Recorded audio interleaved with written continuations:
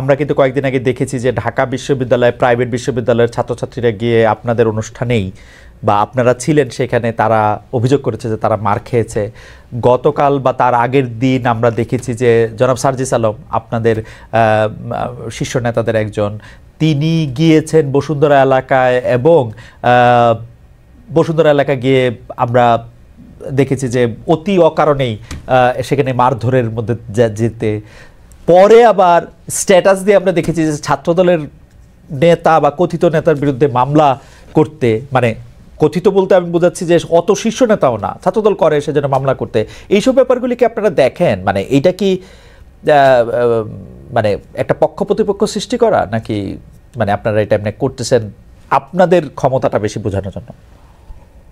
না, দেখেন হচ্ছে এটা তো স্পষ্টতই কিরকম হচ্ছে, আপনার ঢাকা বিশ্ববিদ্যালয়ে প্রাইভেট বিশ্ববিদ্যালয়ের সাথে যখন হচ্ছে ঢাকা বিশ্ববিদ্যালয়ের শিক্ষার্থীদের সাথে একটা যখন দ্বন্দ্ব সৃষ্টি হয়, তারা সেখানে প্রাইভেট ইউনিভার্সিটির স্টেক্স হওয়ার জন্য স্লোগান দিচ্ছিল, কিন্তু যখন সাংবাদিকরা জিজ্ঞাসা করতেছে আপনারা কাকে চান, তখন তারা বললো যে হচ্ছে আমরা রিফাত রশিদকে সেন্ট্রাল সাইন নেতার মধ্যে চাই, কিন্তু সেই রিফাত রশিদই কিন্তু ঢাকা বিশ্ববিদ্যালয়ের। এটা নিয়ে অনেক ষড়যন্ত্র বিষয়ের সৃষ্টি হয়েছে। এই জায়গাগুলো হচ্ছে আসলে প্রাইভেট বিশ্ববিদ্যালয়ের মেইন 8টা পোস্টের মধ্যে ছাত্র সংগঠন যেটা ওরা করেছিল, সেই ছাত্র সংগঠনের মেইন 8টা পোস্টের মধ্যে 3টা পোস্টই হচ্ছে প্রাইভেট বিশ্ববিদ্যালয়ের শিক্ষার্থীরা হোল্ড করছে। এই জায়গা থেকে প্রাইভেটকে বঞ্চিত করা হচ্ছে, সেই বিষয়টা একেবারে ঢাহা মিথ্যা কথা। এবং হচ্ছে এটা হচ্ছে নিজেরা নিজেদের জায়গাগুলো যেভাবে ছাড়ছে সেইভাবে পদ না পাওয়ার কারণে এই ধরনের ঝামেলা সৃষ্টি করছে। আর পাশাপাশি গতকালকে বসুন্ধরাতে যে ঘটনাটি ঘটেছে সেটাতে স্পষ্টত ভিডিওতে দেখা যাচ্ছে ছাত্র দলের কথিত নেতা বলেন আর ছাত্র দলের নেতা বলেন তারাই এই হামলাটা করেছে। কিন্তু সাজিদ আলম ভাই সেখানে প্রাইভেটের যে শিক্ষার্থীদের সাথে কথা বলতে গিয়েছে, তফু ভাইয়ের নেতৃত্বে যে অংশটা, তাদের সাথে চা খেয়েছে, সুন্দর আড্ডা দিয়েছে, কথা বলেছে, এবং হচ্ছে সেখান থেকে আসা উঠার পরে ওরা ওনাদের পথ আটকিয়েছেন এবং হচ্ছে একজনকে এমনকি ছুরি দিয়ে যে ওরে শরীরে আঘাত করছে এবং কেটে গিয়েছে। এই স্পষ্টত এগুলা দেখা গিয়েছে। এখন যিনি আসলে আহত হয়েছেন তিনি তো মানে মানে তিনি তো কার দ্বারা আহত হয়েছেন? আপনাদের লোকরাই তো তাকে আহত করেছে, তাই না?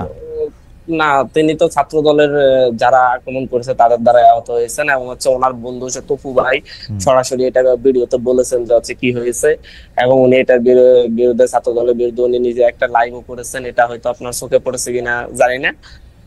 এর পাশাপাশি আরেকটি বিষয় আছে, এর কিছু অভিজ্ঞতার কথাও বলতে হয়। যেমন সরকারি তেজগাঁও কলেজে আমি একটা প্রোগ্রামে গিয়েছিলাম, সেই প্রোগ্রামে আমাদের যখন বৈষম্যবিরোধী ছাত্র আন্দোলনের ব্যানার টানার ছিঁড়ে ফেলা হয়েছিল, যাদেরকে ব্যানার টানার ছিঁড়ে ফেলেছিল তারা হচ্ছে ছাত্র দলের 3rd 4th লেয়ারের নেতা কর্মী, এবং হচ্ছে তাদেরকে মূলত হচ্ছে সামনে ঠেলে দিয়ে যারা মূলত ওই কলেজগুলোর ফেস, তারা পিছনে থাকে যাতে আমরা কোনো প্রোগ্রাম গুলো করতে না পারি। এবং কিন্তু বাইরে আমাদেরকে বলা হয় যে আমরা আপনাদেরকে খুবই সহযোগিতা করতেছি, খুবই হেল্প করতেছি। বাস্তবতা হচ্ছে যতগুলো হিন্ডেন্স সৃষ্টি করা যায় ততগুলাই। আমার মনে হয় যে আমরা প্রাথমিকভাবে যারা আমার ওই ব্যানার সিরিজে করেছে তাদেরকে আপনি কিন্তু নেক্সট কমিটি আসলে দেখবেন যে তারা প্রত্যেকে ওই কমিটির সদস্য।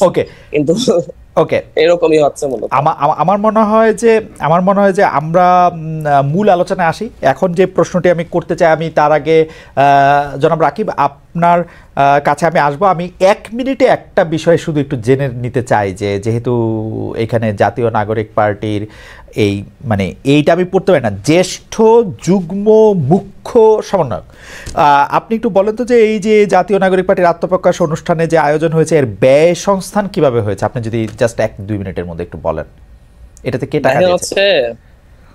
এই জায়গা থেকে আমাদের যেমন আমাদের নোয়াখালী থেকে যারা এসেছে বা হচ্ছে ইয়া থেকে আপনার ফেনী থেকে লক্ষ্মীপুর থেকে, আমি সারা দেশ থেকে যারা এসেছে তারা প্রত্যেকটা জায়গা থেকে আমাদের থানা কমিটি আছে, নাগরিক কমিটির, এবং হচ্ছে বৈষম্যবিরোধী ছাত্র আন্দোলনের কমিটির সদস্যরা আছে। তো হচ্ছে ওরা যেমন ঢাকা শহরে আসতে যাইতে যে খরচটা, প্রত্যেকে তাদের ব্যক্তিগত খরচটি বহন করেছে এবং তারা নিজেরাই গাড়ি বুক করে নিজেরা এসেছে। সাধারণ মানুষও অনেক এসেছে, তারাও হচ্ছে নিজ নিজ জায়গা থেকে এসেছে। আপনারা হয়তো ভিডিওতে দেখেছেন যে হচ্ছে নাতিকে কাঁধে নিয়ে দাদা এসেছে, ছেলেকে সাথে নিয়ে বাবা এসেছে, এরকম ভাবেই মূলত হচ্ছে মানুষগুলো এসেছে। তবে হচ্ছে মঞ্চ আশপাশে জনাব আব্দুল রহমান মাসুদ, এই কথাটা আমার না, কিন্তু আমাদের দর্শকদের মধ্যে অনেকেই এটি বলছেন যে এটা পবিত্র রমজান মাস। আমি আপনি কি আসলে এটি আপনি বললে এটা আমাদের মানতেই হবে যে এটা আসলে নিজেদের টাকা দিয়ে আসছে, ব্যাপারটা কি আসলে এরকম? এটা দর্শকরা বলছেন, এটা আমার কথা না, এটা আপনার প্রেরোগেটিভ। না না, আমি বললেই মানতে হবে এমন ইস্যু না, ইস্যুটা হচ্ছে কিন্তু সেই ব্যাপারটা আপনি মানছেন কিনা যে যারা যারা এসেছেন তারা নিজেদের টাকা দিয়ে আসছেন? হ্যাঁ, তারা নিজেদের টাকা এসেছেন, স্থানীয়ভাবে বিভিন্ন ধরনের তাদের যে শুভাকাঙ্ক্ষী আছে তাদের কাছ থেকে তারা স্পন্সর নিয়েছেন বিভিন্ন ভাবে। যখন হচ্ছে কেউ রাজনীতিতে আসে তখন হচ্ছে রাজনৈতিক শুভাকাঙ্ক্ষীও তৈরি হয়। ওকে, কেন্দ্রীয়ভাবে কি আপনারা কোনো ওই অনুষ্ঠানটা করে কেন্দ্রীয়ভাবে আপনারা কি কোনো লাভজনক হয়েছেন, লাভবান হয়েছেন কেন্দ্রীয়ভাবে? আপনারা কেন্দ্রীয়ভাবে আমাদের লাভবান হওয়ার কোনো সুযোগ নেই, আমাদের কেন্দ্রীয়ভাবে কোনো লাভবান হওয়ার সুযোগ নেই। আমাদের এখনো যে হচ্ছে আপনার যে ইয়ার ভাড়াটা, স্টেজ করার যে ভাড়াটা, সেখানে এখনো অর্ধেক টাকা আমাদের এখনো বাকি আছে। আমরা সেই টাকাটা দিবেন তো না? দিবেন তো ওইটা অর্ধেক টাকাটা? না না, অবশ্যই দিব, কারণ ওনারা এর আগে প্রোগ্রাম আমাদের করে দিয়েছেন এবং হচ্ছে ওনাদের এখন আমরা দিতে পারি না, আমি সেটাই বলছি। আচ্ছা ঠিক আছে, লাস্ট এই প্রসঙ্গে আমি আপনাকে জনাব হান্নান মাসুদ, আপনার কথা আমার পুরোপুরি আমি বুঝতেও পেরেছি এবং আমার বিশ্বাসও হয়েছে। আমি লাস্ট আপনাকে একটু জানতে চাই যে সরকারি অফিসের থেকে রিকুইজিশন নিয়ে বাস নেওয়া হয়েছিল আসলে কোথাও? হ্যাঁ, এটা আসলে আমাদের জন্য খুবই বিব্রতকর। এটা ফিরোজপুর থেকে আমরা দেখেছি হচ্ছে ফার্স্ট বাস রিকুইজিশনের কথা এসেছে। শুধু ফিরোজপুর থেকে আর কোথাও থেকে বাস রিকুইজিশন করা হয়েছে? আমরা ওটাই আমরা দেখলাম, ফিরোজপুরের ইস্যুটাই আমরা সামনে দেখেছি। আমরা আর কোথাও থেকে এমন খোঁজ পাইনি। এটা কি আপনাদের নেতা নাহিদ সাহেব বলে দিয়েছিলেন সেজন্য?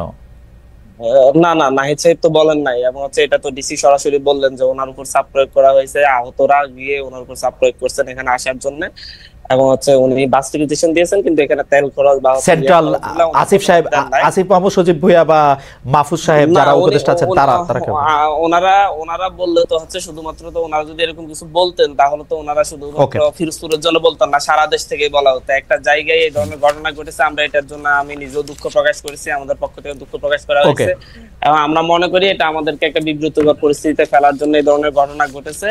এবং যারা এই কাজটা করেছে তারা আমাদের সংগঠনের কোনো পদে টদেও ছিল না, ওরা হচ্ছে আহতদের একটা অংশ গিয়ে এই কাজগুলো করেছে আর কি।